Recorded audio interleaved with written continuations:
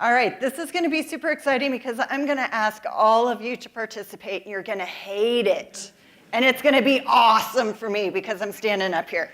And I hate it, but it's good. Okay? So who was it?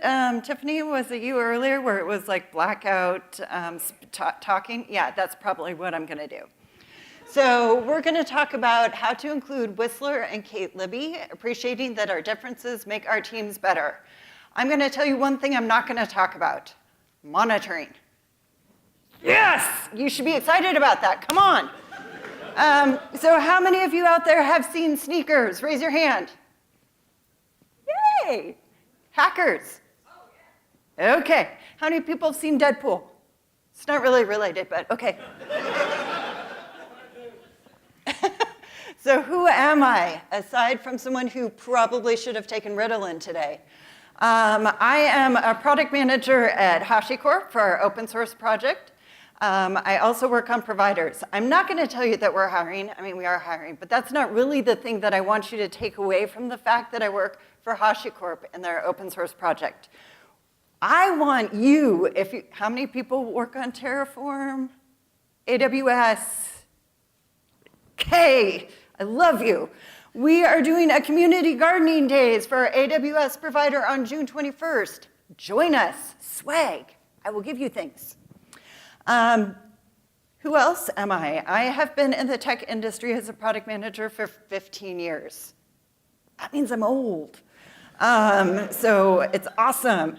I also have a love for DevOps and security people working together. And right now, I'm going to start off, Ken, as I see you up there, thank you. Talking about the ops team that I worked with that actually really got me interested in the concept of diversity and inclusion and how everybody out there can do their part to help people feel included, even when they wouldn't normally feel included.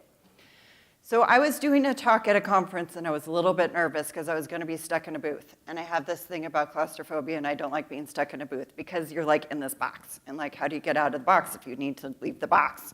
So it's just really not fun. And I swear to you, the entire team used PagerDuty to page each person who was going to come and sit with me while I was in that box to make sure that I felt okay, I felt secure, and I felt like nothing was going to happen, and that they had my back. How awesome is that? So let's give a shout out to all ops people who work really hard and security people who work really hard, and they do their darndest to be really inclusive in that way.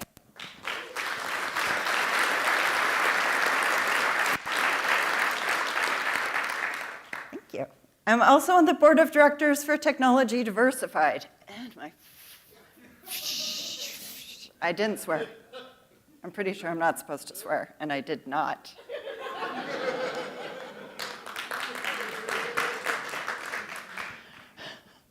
So I'm also on the board of directors of Technology Diversified, which is a 503c. I'll talk a little bit more about what we do, and I'm highly opinionated and sarcastic.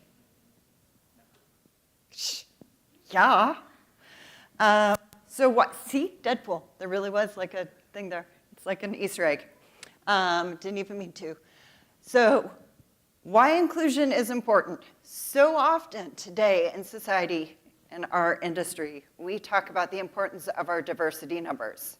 Diversity is amazing, and that's an important thing. But what does diversity actually tell you? It tells you that you have a rockin' recruiting team. It doesn't tell you that you are able to keep a single person for any period of time. So inclusion is what I really want to talk about today. And there's not a single thing I'm going to talk about today that I'm going to ask you to do that's going to be easy. Yay! So today's InfoSec is approximately 11% women. Tech is around 25% the last time I saw. That's awesome. What it doesn't tell you, actually it's crap, it's totally crap, and we should feel really bad about that, okay? What does it doesn't tell you is it doesn't break down everything by ethnicity, disability, or anything else. All it does is it breaks everything down by gender. See, I'm just going to be touching that because I'm not going to swear. So what I really want to talk about is I want to talk about how do we include all the groups. And so often we leave out specific groups because we think about what is diversity and inclusion as strictly a gender issue. We're going to talk about people regardless of ability. So what does that mean? That means people who are differently able. Maybe they are visually impaired, they are hearing impaired, maybe they have mental illness. Maybe they have, and mental illness can include PTSD, you can be bipolar, you can have anxiety, you can have depression. It could be a wide range of things in there. So your different ability could be that you're a single parent, and it's just flat out hard for you to work an 8 to 5 job, because 8 o'clock is when you have to get your kid to school, so how are you supposed to be 2 places at once? Last time I checked, we don't have teleportation. Now, if someone would work on that, that'd be amazing. I've been asking for it for years, and no one's done it. So there's a lot of different things that are included in that regardless of ability. It seems like a very simple sentence, but we need to really think about that. What are the different abilities? It also includes people with hidden illnesses, something we don't think an awful lot about. But how many people know someone who has MS, lupus, they have Hashimoto's, they have rheumatoid arthritis? I do. It's hard for them to work. It's hard for them to get out of bed. Sometimes they are in so much pain, they just don't want to do anything that day. And not because they're lazy, but because they hurt that much. There's people regardless of sexual orientation and people from all religious and ethnic backgrounds. So for reals, it is 2018. We're still talking about this. But we are still talking about this. This is still an issue. This is still something that we have to consider, and we have to make sure that we are including people because their differences and their different lifestyles and the different ways that they've been brought up. If we start putting all of that together with the things that we have, which are different, every single person in here, we're going to do a privilege walk, and I'm not going to make you do the walk because I couldn't get all the chairs moved in time. So you're just going to raise your hands. And we'll get to that shortly. But everyone comes from a different background. You have veterans. A lot of times veterans come from a couple of different categories, and I'm making broad generalizations, so please don't take this as negative in any way, shape, or form. You have people who have a tradition of doing that. Their families traditionally go through and join the military. And then you have people that perhaps, and this is what I grew up with, they grew up in poor, single-parent households, where they were basically like, you get a scholarship to go to college or you join the military, but you're 18, you're out. They come back, they don't have the skill set. They're already behind in trying to get in. They didn't have the opportunity to network. They didn't have the opportunity to do a lot of things that other people did. You have people who are formerly incarcerated. So a lot of times we look at that and we kind of like brush that under the carpet. But here's the thing that's important about that. Traditionally, if you look at people who are formerly incarcerated, there is a socioeconomic background associated with that. There is a race issue associated with that. So what we need to do is we need to take into consideration. Now you're running a daycare and you have someone who's a pedophile, obviously you're not gonna hire them.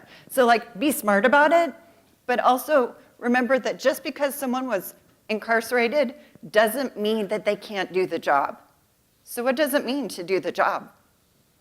I want everyone to come away with 3 points. Thank you, Dawn, for already talking about this. The most important parts. Does the candidate meet the minimum qualifications for the job? Do they have the capacity to learn and grow into the job? And will you be able to grow a culture of inclusion? So that's cool. What does that mean? Minimum qualifications. How many people, when you look at a job description, it's like this long, and you're thinking, who in the world can actually do that? Is there a single person that can meet every single thing that's in a job description? Have you ever seen a job description that you can meet every single criteria that has been in there? If you have, raise your hand. Really? I was like, really? Really? You're screwing up my entire thing.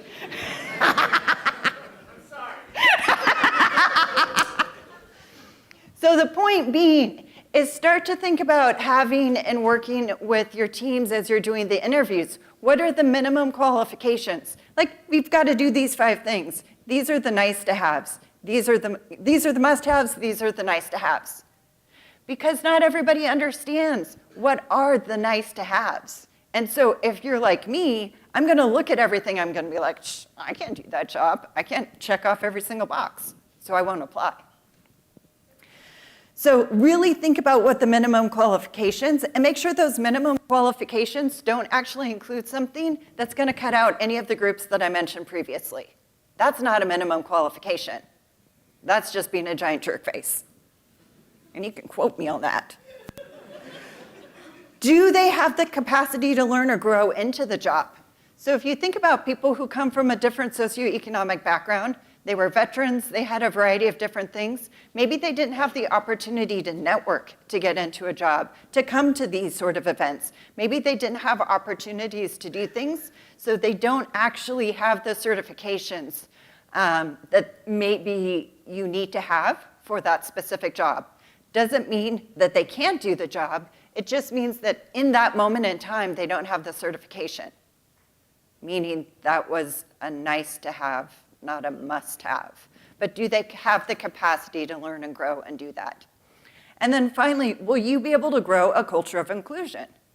When you have a variety of different people that do things differently and have different backgrounds, do you know what happens? You're going to have clashes. You're not going to get along. You don't have that homogenous thinking about how to solve a problem. But do you know what you will have? You're going to have a variety of people that are going to solve problems differently, and maybe you're going to come up with a better monitoring tool. Maybe you're going to come up with a better way of doing whatever it is within your organization because you have people that have different backgrounds, different ways of doing things, and you work together and you collaborate. Make sense? Yes, Beth, that makes a whole lot of sense. So what hackers really got wrong? A tweet by this person that I've never met in the entirety of my life. So the thing you can read. Essentially, what he's saying is hackers, one of the things that I loved about the movie Hackers is the fact that I saw Kate Libby and I was like going, yes, I can do this. I can be in tech and people will treat me equally and it's going to be rad. And it's going to be this great group of people that come from different backgrounds, just like the way I grew up, and this is going to be awesome. Turns out not so much. My very first gig as a product manager, I walked into a room of 60 developers, and I spent the next hour as a product manager trying to explain to them why I was technical enough to be there. Unconscious bias. Okay, this is the part where I need the lights up. All right, this is your, we're going to do an activity here. We're going to do, how many people have heard of or participated in the privilege walk? Raise your hand. All right, we're going to do it again. For those of you who haven't, here's the purpose of doing the privilege walk. The idea behind this is not to tell you, oh, you're privileged, you should feel bad for yourself. The point of this is to show you that everybody, every single person in here, there's more likely than not, if I say for sure, there's probably going to be one out of all the times I've done it, so I never say for sure. There's not, more likely than not, going to be something where everybody either raises their hand or doesn't raise their hand. So here we go. I'm going to do it just so that you have a visual. And I'm going to tell you that this is the most terrifying part for me because I always end up at the back. And I hate it. And I hate the fact that people see that. So there you go. I'm just going to tell you that. I don't like it. So if your ancestors were forced to come to the US, not by choice, take one step forward, or one step back. Anyone raise their hand? Okay. If your primary ethnic identity is American, take one step forward. Raise your hand if that includes you. If you were ever called names because of your race, class, ethnicity, gender, sexual orientation, take one step back. Hands. I'm looking out. Come on. If there were people who worked for your family as servants, gardeners, nannies, etc., take one step forward. If you were ever ashamed or embarrassed of your clothes, house, car, etc., take one step back. If one or both of you, good job. If one or both of your parents were white-collar professionals, doctors, lawyers, etc., take one step forward. Awesome. If you were raised in an area where there was prostitution, drug activity, etc., take one step back. If you ever tried to, it's like everyone's like, she didn't look. If you were ever raised in an area where there was, I just read that one. If you ever tried to change your appearance, mannerisms, or behavior to avoid being judged or ridiculed, take one step back. If you studied the culture of your ancestors in elementary school, take one step forward. If you went to school speaking a language other than English, take one step back. If there were more than 50 books in your house when you grew up, take one step forward. If you had to skip a meal or were hungry because there was not enough food when you were growing up, take one step back. If you were taken to an art gallery or play by your parents, take one step forward. If your parents were unemployed or laid off, not by choice, take one step back. If you have health insurance, take one step forward. A lot of people raised their hands on that one. Way to go, tech. If you attended private school or summer camps, take one step forward. If your family ever had to move because they could not afford rent, take one step back. If you were told that you were beautiful, smart, and capable, take one step forward. If you were ever discouraged from academics or jobs because of race, gender, ethnicity, or sexual orientation, take one step back. If you were encouraged to attend college by your parents, take one step forward. If you have a disability, take one step back. So there's more to it. I'm not going to continue on, but you get the idea. There were a wide range of times where people actually raised their hands and didn't, for good and for bad. It doesn't mean that anyone is superior to anyone else, and apparently I can't talk and type in my password at the same time. So the next thing we're going to do related to unconscious bias, I want everybody to shout out the very first thing that comes to mind when you see the word that pops up on that side of the screen. Work. Yeah, exactly. PTSD. Gardening. Government. Wow, there's a lot of opinions there. Taxes.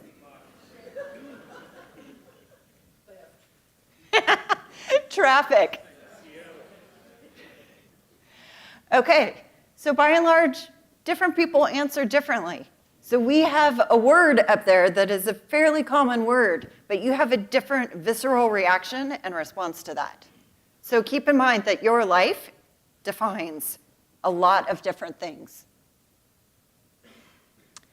So that's neat. So now what do we do? So one of the things that I wanted to make sure is, so often diversity and inclusion is we just kind of talk about these things that are kind of like up in the air. But let's talk about some very concrete things that people in wide variety of areas can actually do to take an action on this. So there's mentoring. So we have, here's just a couple of examples. You have Lego Robotics, Chick Tech, Pie Ladies, Hack the Hood, Black Girls Code. So you can actually be a mentor for someone who's working on a specific project. There's also, and because I'm up here and I'm experiencing that blackout of names, there was a talk where we can be mentors for people within our organization. So there's a wide variety of ways that we could be mentors and ways that you can do that. Does anyone else have a particular, like, I love being a mentor for this group and you didn't mention it and you're a giant jerk face, that wants to raise their hand and say something? I don't care about the giant jerk face thing. Really, it's hard for anyone to offend me. Anyone have some other? You're up. Awesome. Anyone else? 2040. Cool. Girls Who Code. Leo skills. Awesome. Thank you. So the point being, there's an awful lot of opportunities for you to mentor if that's something that you're interested in and there's something that you have the capacity and the time for. There's also volunteering. Who knows what a Title I school is? Raise your hand. Yes, people raise their hand. So for the people who did not raise their hand, a Title I school is a school that has federally funds a number of programs within the school because the vast majority of the people that are attending the school are at, near, or below poverty level. One of the programs that goes in is the SUN program. They're an after-school program. So the great thing about after-school programs when it comes to schools is the fact that parents who have to work and don't have the money and don't want to have a latchkey kid or maybe don't live in an area where it's safe for their kid to be by themselves, have these programs. So how many people participate in meetup groups or have specialties in a particular area in, say, monitoring? Raise your hand. Really, there should be a few more hands up. So one of the things that you have the opportunity to do is to reach out to, say, a SUN program or some of the schools in the area where the students wouldn't normally have the opportunity to learn about technology because they are because of their socioeconomic background.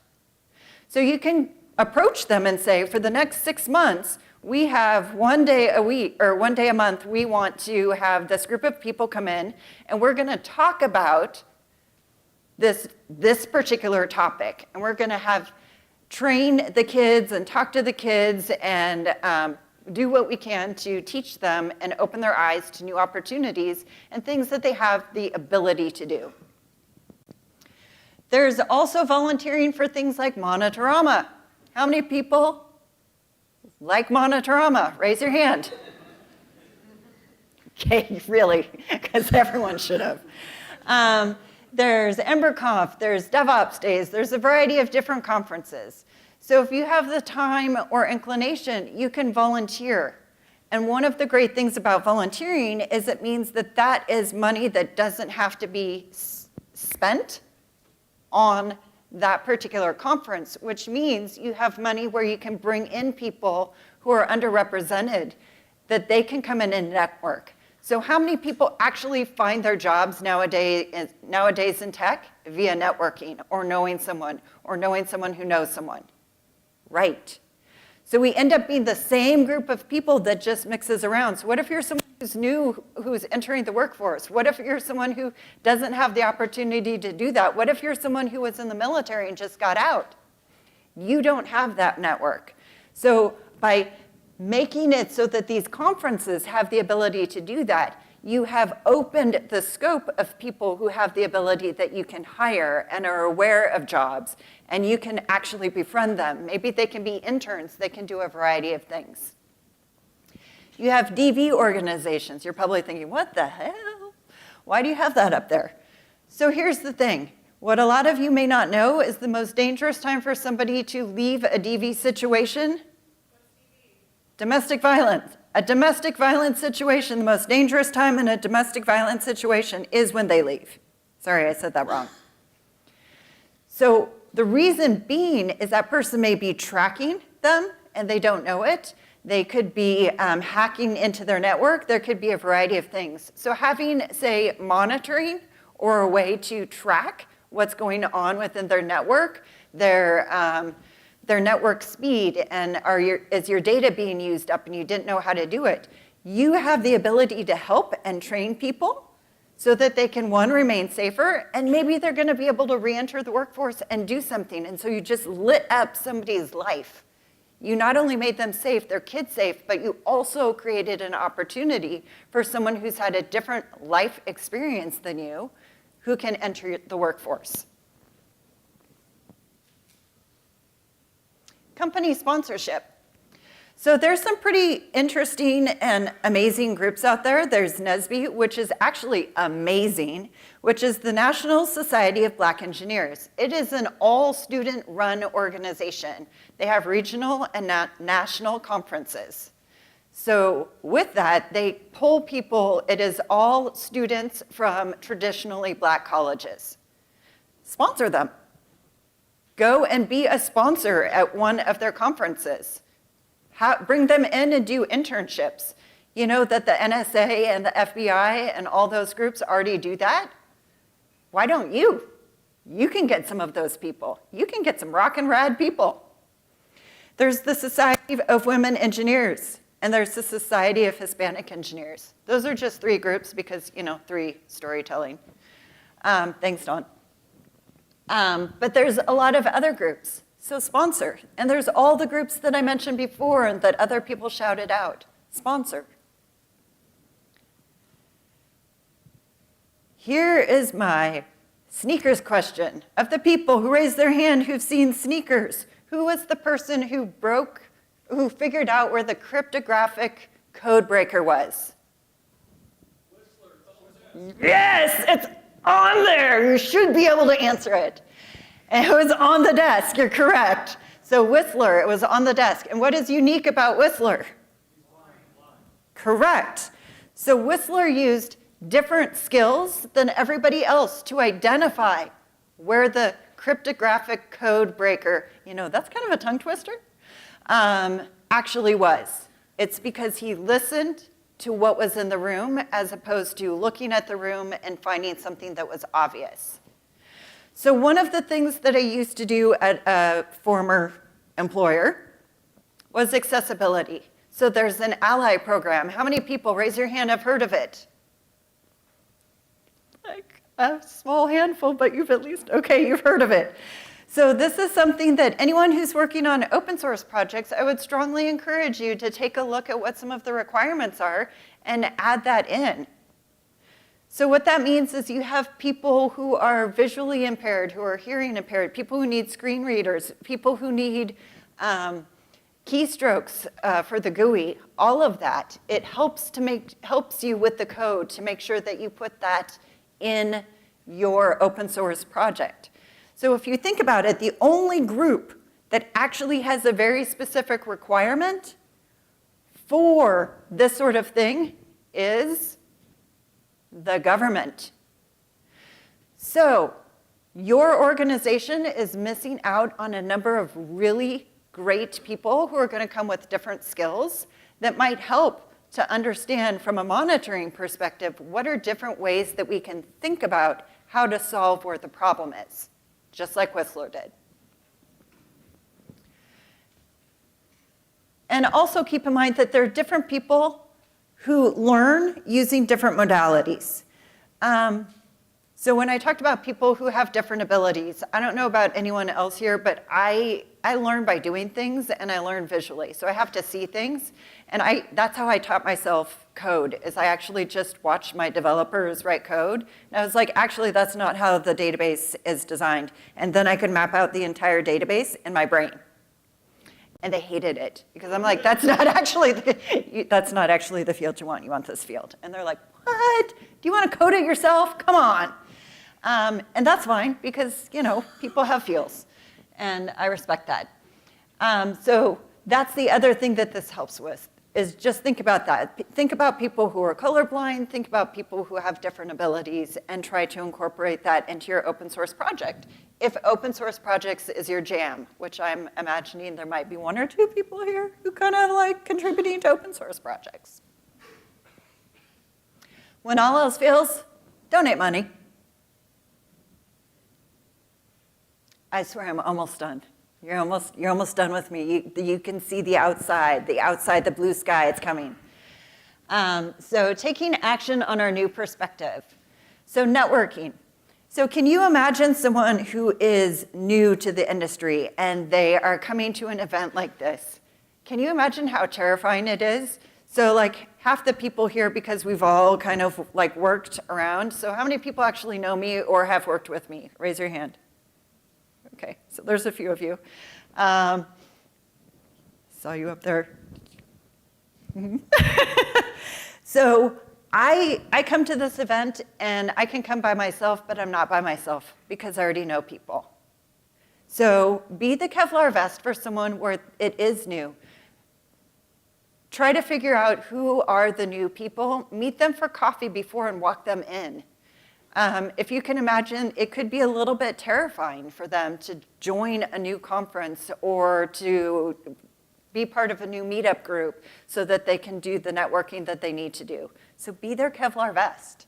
Help them to network. Help them to meet people. Put them in touch with the people that are going to meet their skill set. And help people who've been hired to feel comfortable or heard. So my favorite example, and I'm certain this has never happened to me, is you have Kate Libby over here. And Kate, you're in a meeting. There's like, let's say 4 other men in the room. And so Kate goes, you know, I've been thinking about this problem, and I've been thinking long and hard, and I was thinking that one way that maybe we can solve the problem is A, B, and C. Pin drop. Fred's sitting over here, and he goes, you know what I was thinking would be rad? What if we did A, B, and C to solve the problem? Everyone's like, yeah, Fred, great idea. Kate's like, really? I just said that. I literally just said that. You changed 2 words. But she's not going to say anything because she's used to that. So Dade over here, yeah, I know. I don't know why I have to do that step thing.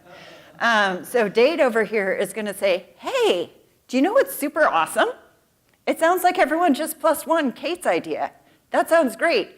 Kate, you said that you've been thinking about it a lot. Have you thought about what the next steps are within this project? Or should we all start to brainstorm and whiteboard out what the next step should be? So you didn't actually trash anyone. You didn't diminish Kate. What you did is you just simply called out the fact that Kate actually said the thing that Fred said, and we all agreed with Fred. So therefore, we must all agree with it, right? Hard? Not too hard. Just start to pay attention to stuff like that. And then there's following people who aren't like you and stand in when they're being harassed. I don't care if you're on GitHub and you're watching something, if you're on Reddit, if you're on Twitter, or anywhere else.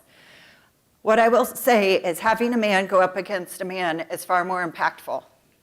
Having a white person go up against another white person is far more impactful. Just do that. But you have to listen. The most important thing is listen, listen, listen, listen. Don't just jump in. Make sure you know what you're talking about, and don't be rude. Don't take away their power. Have empathy for what they're up against. And remember that this is something that they face every day. So while maybe you're uncomfortable for the 10, 15 minutes that you're like battling it out, stupid laptop, they actually have to deal with that every single day. So not a bad trade-off when you think about it. That you only have to deal with it for a very short period of time. Yeah, I know, I can't do 2 things at once. And I swear, this is almost it. So this is my closing. So we've talked about the 3 things that you should take away from this. I know I talked about a lot of things, but it is 1, make sure that everybody meets the minimum qualifications for the job. 2, make sure they have the capacity to learn. And 3, make sure you are creating an environment or a culture for inclusion. So if you think about it, if everybody looked the same, we get tired of looking at each other. Yes, it's a song lyric, I know. There's this great group, and there's others like it, where you can get stock photos. So you probably saw some of the stock photos that you include. All you have to do is reference them. It's womenintechchat.com.